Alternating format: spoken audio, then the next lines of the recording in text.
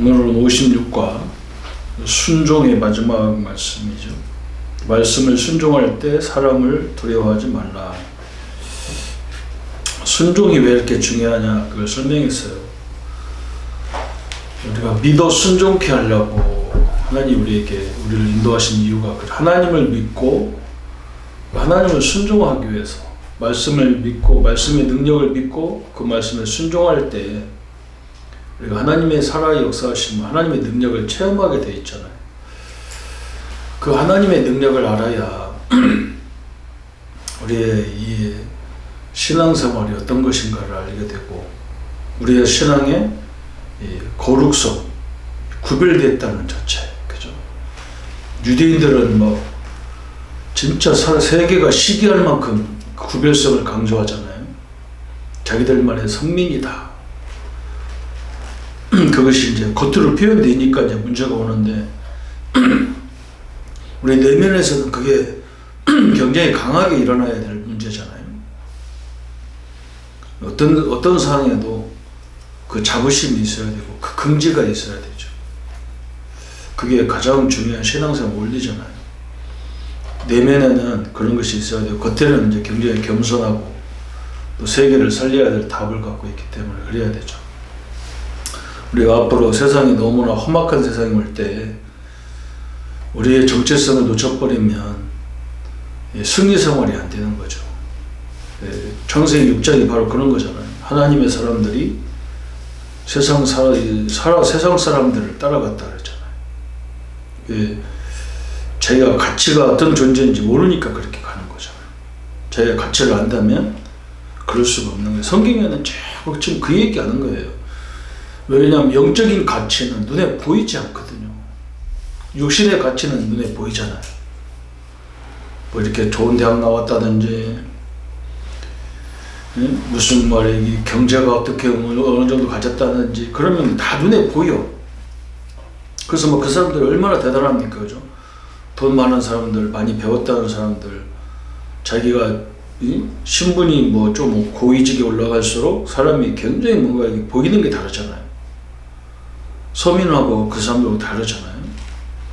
근데 우리가 영적으로는 더 말할 것도 없는데 영적인 축복은 눈에 보이지 않으니까 이게 별로 없는 것 같고 있어도 되고 없어도 되는 것처럼 취급하고 그래서 교회도 다 그렇게 있는 거예요. 하나님이 보면은 건물이라도 뻣듯하게 있는 교회들은 큰소리 치고 대단한 것처럼 얘기하고 지하실에 있는 교회들, 조그마한 개척교회들은 능력이 없는 것처럼 이렇게 생각하는 그런 현장이잖아요.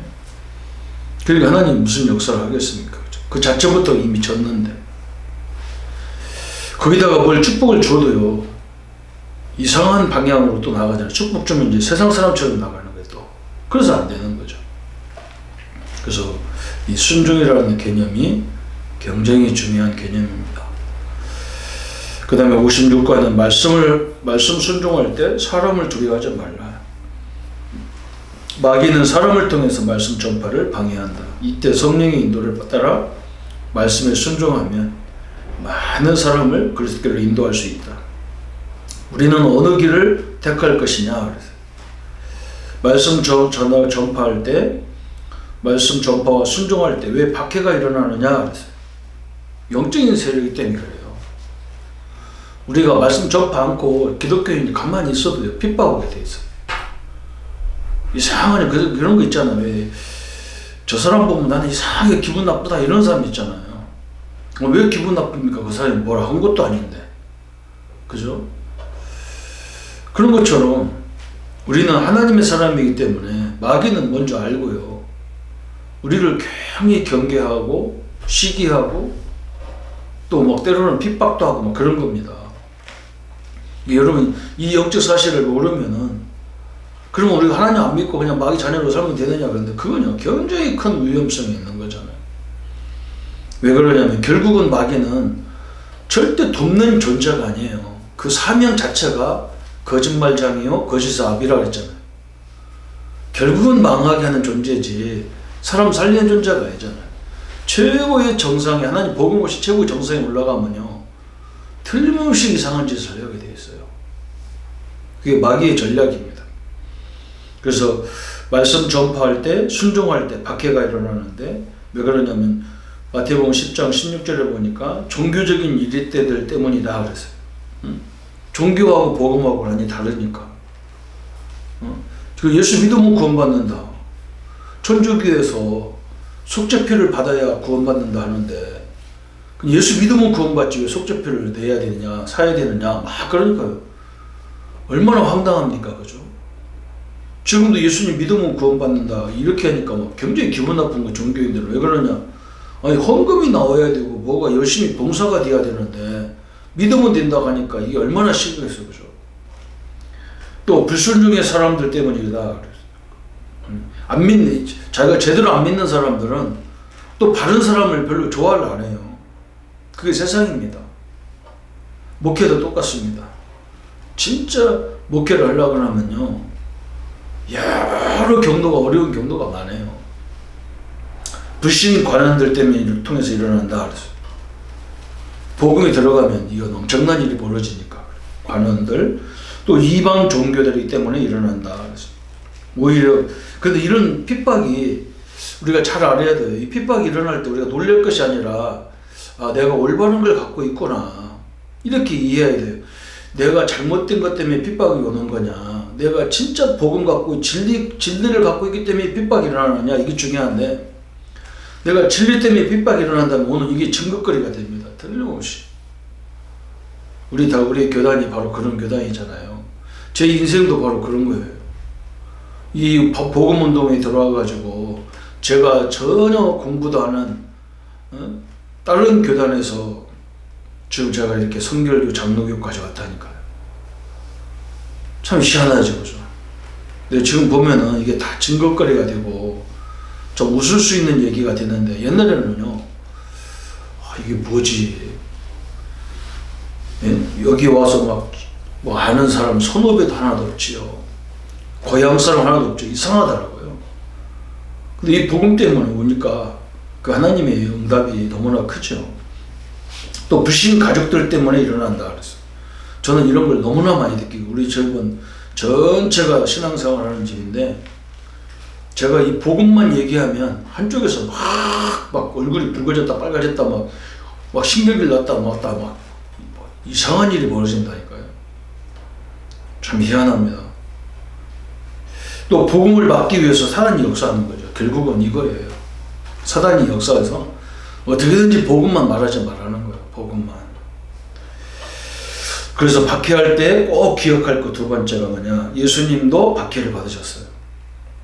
그리고 예수님만 박해받은 게 아니라 이 땅에 올바로 살라고 하는 사람들은 다 핍박을 받았어요.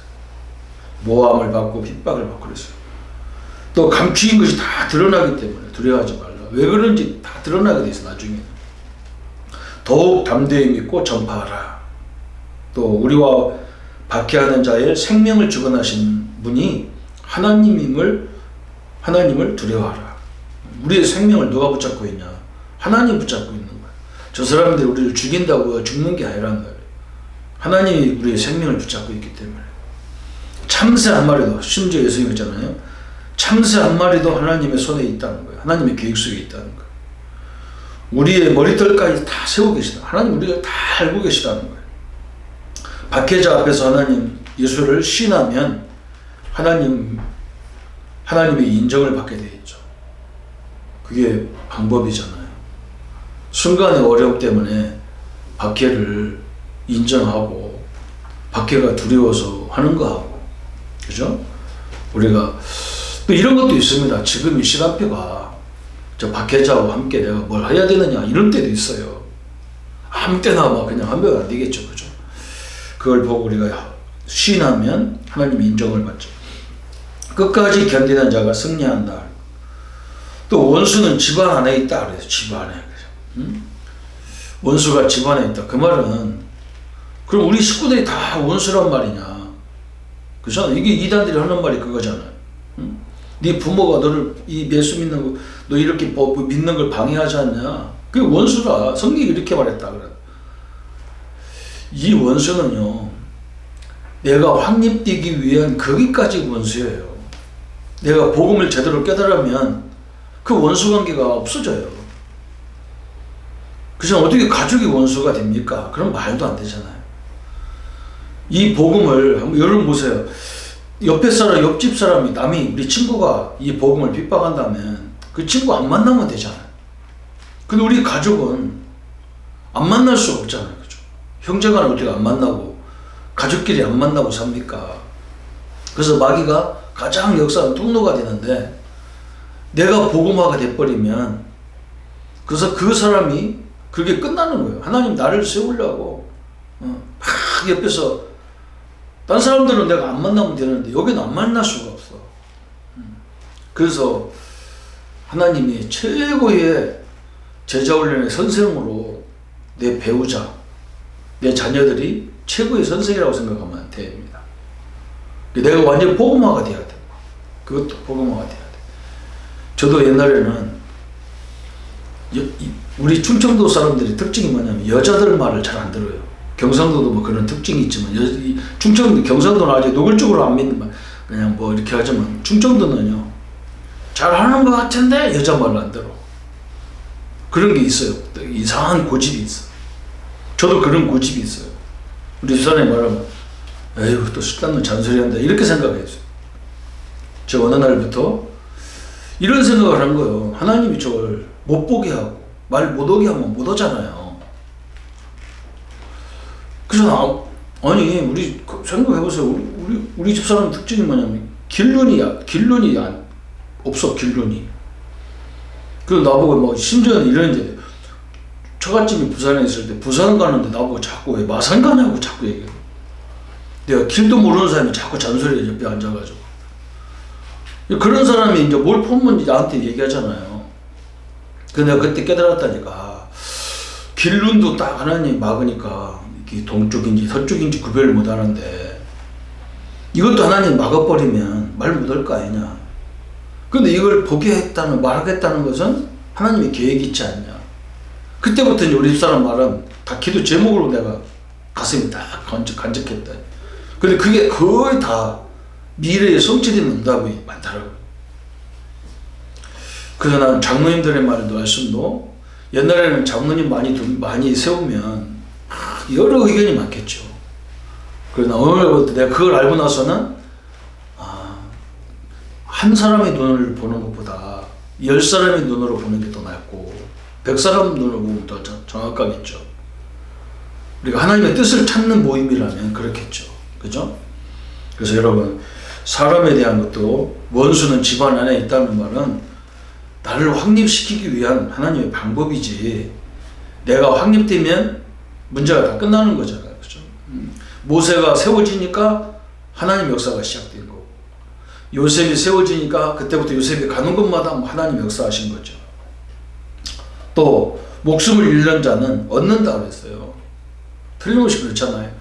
스데반이 죽은 것 같지만 산다고 지금도 말하고, 성경은 그 역사는 지금도 계속되고 있는 거니까요. 그리고 또 세 번째는, 이 핍박에는 반드시 상급이 있고 응답이 온다. 주님이 대신한다고 했어요. 마태복음 10장 40절. 우리가 선지자를 위해서, 제자를 위해서 헌신하면, 전도자를 위해서 헌신하면 그 축복이 그대로 온다고 그랬어요. 이 복음 때문에 핍박하기 때문에 하나님, 복음 때문에 우리가 핍박받기 때문에 하나님이 책임진다는 거예요. 응답과 상급이 반드시 있다 그랬어요. 네 번째 보니까 베드로의 실수와 회복이 나오잖아요. 베드로가 실수가 언제입니까? 그리스도의 제자임을 떳떳이 밝히지 못했잖아. 너도 예수님과 함께 다니던 그자 아니냐 할 때 맞다. 그래서 역사가 일어날 건데 3번 부인해서, 그죠? 순간적으로 마태복음 10장은 우리 전도자들에게, 우리 자신들에게 핍박이 올 때 기억할 내용인데 이걸 잊어버린 거예요. 예수님이 다 말씀했는데. 베드로가 깨닫죠. 닭이 3번 예수님 그래서 닭 3번 울 때 울면 네가 깨달을 거다 그랬어요. 그때 이제 베드로가 회복됩니다. 2달 후에 이제 자기가 깨우침을 받고 이제 하나님 예수님의 언약을 붙잡고 이제 말씀을 잘 듣는 거지. 사도행전 1장에서 약속하신 것 붙잡고 마가다락방 모여 기도할 때 성령 충만함이 임했단 말이에요. 무엇이 그를 변화시켰으며 담대히 말할 수 있는가? 성령이죠. 그죠? 성령 하나님이 사람마다 다 역사하는 통로가 다르겠죠. 똑같지는 않습니다. 다르겠는데, 어떤 사람은 막 불같이 막 희한한 일도 일어나겠지만, 베드로 같은 경우는 그렇지 않잖아요. 그죠? 이 성령의 역사를 통해서 말씀의 은혜를 깨달아 버렸어요. 우리가 이렇게 은혜를 받고 보니까 굉장히 새로운 눈이 열리는 거지. 하나님이 함께하는 거, 하나님이 살아계신 걸 보는 순간에 우리가 새로운 비전이 생기는 거죠. 저도 어떻게 하면 목회를 안 해야 되나 이 생각만 했다니까. 어떻게 하면 목회할까가 아니라 어떻게 하면 목사를 안 하고 어떻게 하면 다른 것을 가지고 하나님을 잘 섬길까, 이런 방법을 써했다니까. 목사는 안 하고. 그런데 이 말씀 운동을 하면서 제가 성도들의 상태를 알면서 내가 내가 목사 되기를 잘했다. 이 성도님들이 이 말씀이 한 번에 다 깨달아지면 얼마나 좋겠어. 안 된단 말이에요. 이 신분 같은 경우 지금도 막 이 메시지 듣는 분도 그럴 거예요. 내가 병들었는데, 내가 나이가 먹었는데, 이런 식의 다 이유가 있어요. 안 그래요. 여러분과 함께한 하나님은 여러분의 그런 이유가 상관없어요. 늙었다 병들었다 아무 상관없어. 하나님 역사는 그런 하나님이 아니잖아요. 우리 하나님은 창조주 하나님이기 때문에 새로운 역사가 시작되는 거예요. 베드로가 이걸 깨달았다니까요. 하나님이 살아 역사하심을 봤단 말이에요. 그러니까 막 믿음이 새롭게 생기는, 비전이 새롭게 열리는 거죠. 두려움 없이 무엇을 말했는가? 사도행전 2장 30절, 예수가 그리스도고 하나님이라는 사실을 증거했어요. 결과로 그 말을 듣고 많은 제자들이 일어난 거예요. 이게 중요하잖아요. 저도 누가 목회를 잘한다, 그럼 어떻게 잘하나 가보니까 금식을 잘해야 된다, 철야를 해야 된다, 새벽 예배를 철저해야 된다, 별의별 소리를 다 하더라고요. 그런데 우리 집사님 한 분이 와가지고 간단한 얘기에서 복음 전하면, 말씀 운동하면 하나님 역사하신다는 거예요. 나는 그 말 듣고 너무 나는 충격도 이해도 안 되지만, 그때는 잘 이해는 안 왔어. 근데 내 마음속에 그 정도 그런 거라면 나도 하겠단 말이야. 가서 예수만 얘기하면 역사 일어난다는데 그걸 왜 못하냐는 말이에요. 그죠? 나도 할 수 있겠다. 나 같은 사람도. 나는 맨날 능력받아야 한다고만 들었지. 복음 얘기하고 복음 전하고 말씀 운동하면 역사 일어난다, 이 소리는 난 들어본 적이 없거든. 그러니까 그때부터 소망이 생기는 거예요. 도대체 이 사람들이 뭘 말하길래 역사가 일어나냐. 그죠? 제자론이 그래야 될 거 아닙니까? 그죠? 이렇게 되려고 그러면 뭐 해야 된다. 그럼 얼마나 힘들어요. 여러분, 틀림없습니다. 가서 그리스도 얘기하면요, 반드시 성령이 역사하고, 찬양할 때 반드시 성령이 역사하고, 하나님이 역사하면요 다 끝나는 거잖아요. 우리가 이 빈입에 뭐 할 거예요, 가서. 그래서 저는 그냥 일부러 찾아다녔다니까요. 왜 그러냐면 그 사람은 상관없어. 나는 일부러 가서 기도도 해야 되는데 혼자 가서 멍청하게 거기서 원산 쳐다보고 기도하면 이상하잖아. 뭔가 그 지역에 목표를 두고 기도해야 되니까 사람을 찾아가고 학생들을 찾아간 거지. 가서 이제 그 사람 못 알아들어도 나는 흑암 꺾고 성령 역사 달라고 기도하고. 근데 나중에 그 현장에 변화가 오는 거예요. 그래서 진짜 하나님 능력이 역사구나, 이걸 알게 되는 거죠. 오늘 말씀을 순종할 때 우리에게 가장 거침돌이 사람입니다. 그리고 하나님이 가장 기뻐하는 게 말씀 운동인데, 말씀을 통해서 하나님의 능력을 날마다 체험하기를 예수님 이름으로 축복합니다. 예수님 감사합니다. 우리가 그리스도를 말할 때에 엄청난 핍박도 일어나고, 그러나 그걸 통해서 우리가 모든 것을 잘 알 수 있고, 왜 그런 핍박이 일어나는지도 알고, 거기에 대한 대책도 알고, 그 해결책도 알고, 또 하나님 핍박 앞에서 당당하게 우리가 뭐 해야 되는 이유를 알게 하심을 감사합니다. 하나님 앞에 서고 복음 앞에 서는 저희들 생애가 되게 하여 주옵소서. 예수 그리스도 이름으로 기도합니다. 아멘.